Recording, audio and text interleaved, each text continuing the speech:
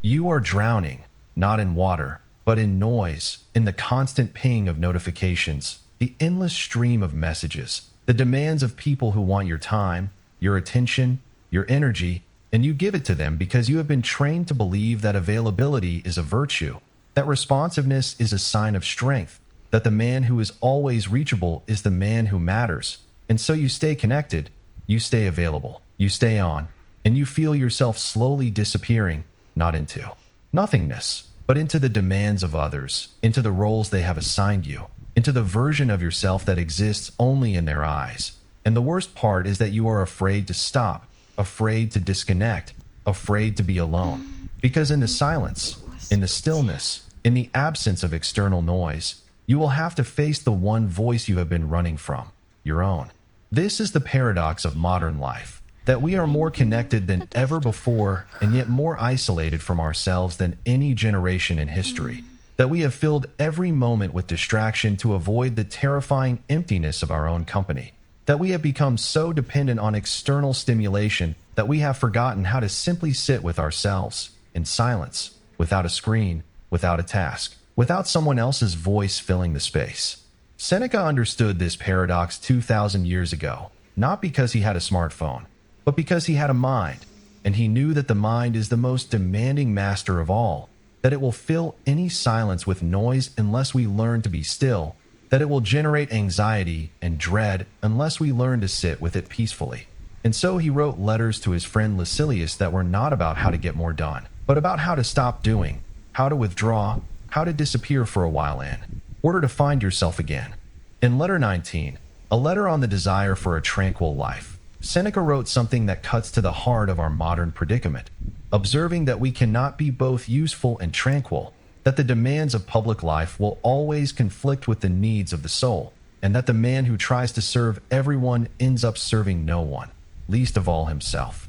He advised Lucilius to withdraw from the busy world, to find a place where he could be alone with his thoughts, to stop measuring his worth by his usefulness to others and start measuring it by his presence to himself.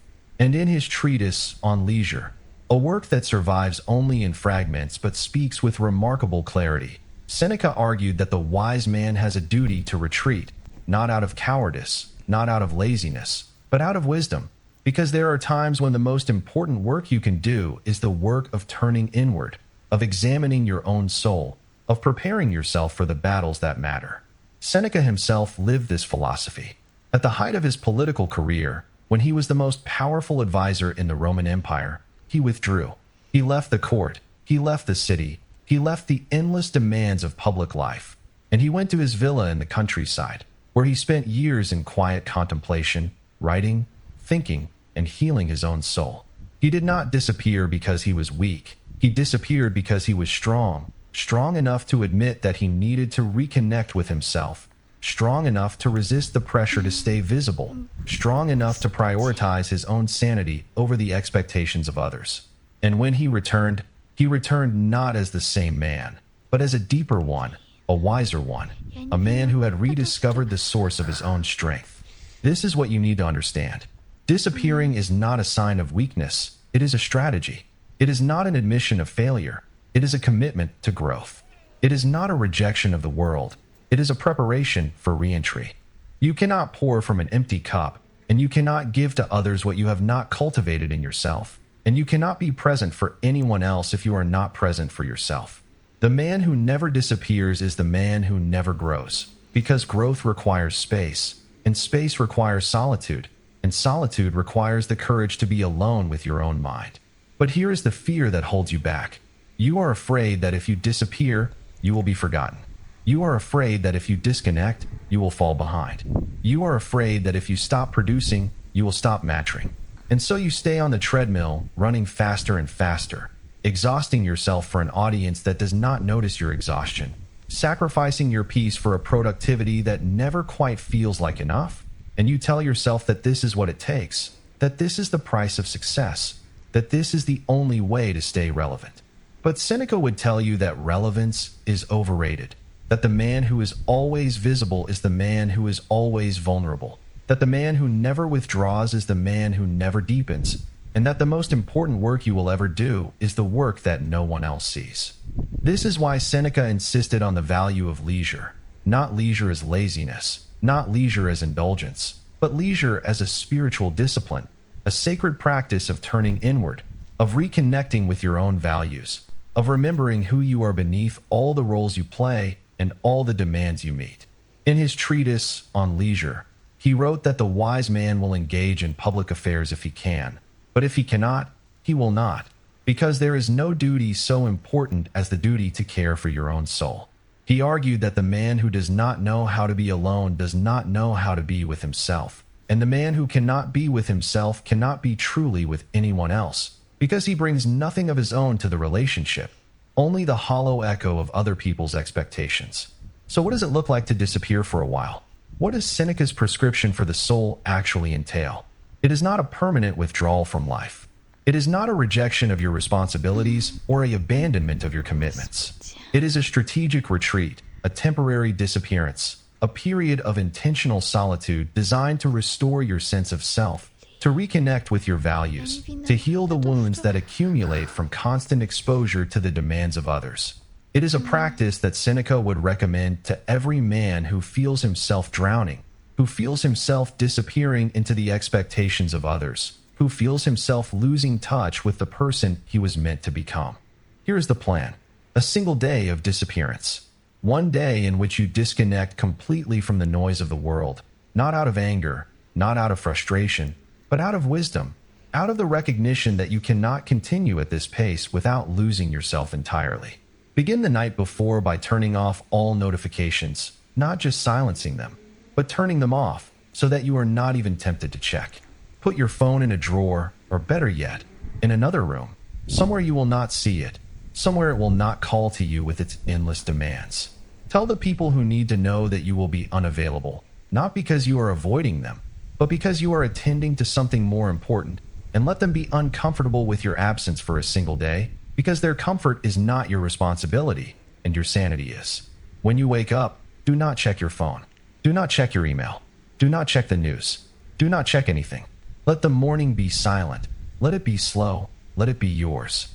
Drink your coffee or tea without scrolling, without reading, without doing anything except tasting the warmth and feeling the quiet. Then go outside, without a destination, without a purpose, without a goal. Walk, not to get somewhere, but to be somewhere. Feel the ground beneath your feet. Smell the air. Listen to the sounds of the world that exist without your attention. Let your mind wander where it wants to wander, without directing it, without controlling it, without judging it. This is not a walk for productivity. This is a walk for presence. And presence is the foundation of every other virtue. When you return, sit with a copy of one of Seneca's letters, one that you have not read in a while, or one that you have never read at all. Read it slowly, not to finish it, but to absorb it. Read it as if Seneca were writing to you personally, as if he were sitting across from you and speaking these words directly to your situation. Let the words sink in. Let them challenge you. Let them comfort you. And then, when you have finished reading, sit in silence and ask yourself what you would say to him in response. What would you tell him about your life, your struggles, your fears? What would you ask him? What would you argue with him about? Write it down, not for anyone else to see, but for yourself, for your own record, for your own conscience. This is the practice of dialogue, the practice of engaging with wisdom as if it were alive, the practice of making ancient words relevant to your modern life. And then, at the end of the day, when the sun is setting and the silence has done its work, sit quietly and reflect on what you have learned. What did you discover in the absence of noise? What did you hear in the silence that you could not hear before? What did you feel when you stopped running? And what do you need to change about your life to create more space for this kind of presence, this kind of peace, this kind of self-connection? This is the prescription that Seneca would write for you. This is the medicine that the soul needs when it has been sickened by constant noise, constant demands, constant performance. This is the cure for the drowning man. Not more air, but a different kind of breathing. Not more connection, but a deeper connection to himself. There is a reason that the strongest men in history were not the ones who were always visible.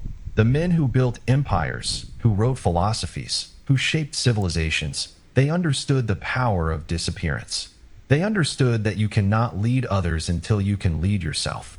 They understood that you cannot serve others until you have filled your own cup.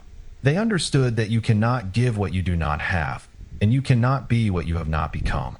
And so they withdrew, they disappeared, they sat in silence and let their souls heal, and when they returned not as the same men, but as deeper ones, wiser ones, more capable ones. Seneca knew this. He lived it. He survived emperors, conspiracies, and the chaos of the Roman court not because he was always visible, but because he knew when to disappear. He knew that the man who is always on stage eventually forgets his lines, because he has no time to rehearse the most important script, the script of his own life. He knew that the man who never withdraws eventually loses himself, because he has no time to remember who he is. And he knew that the man who never sits in silence eventually forgets how to hear his own voice, because he is too busy listening to everyone else. You can do the same. You can disappear, not forever, but for a while. You can withdraw, not because you are running away, but because you are running towards something deeper, something more important, something that can only be found in the quiet spaces between the noise. You can sit in silence and let your soul catch up with your life. Let your conscience speak louder than your obligations. Let your own voice be heard above the endless chatter of the world. And when you return, you will not be the same man who left. You will be clearer, calmer, stronger. You will be more present, more patient, more yourself. You will have rediscovered the source of your own strength, and no amount of noise will be able to drown it out again. Disappear so that you can be found, but found as a new man, a deeper man, a man who has remembered who he is and why he matters.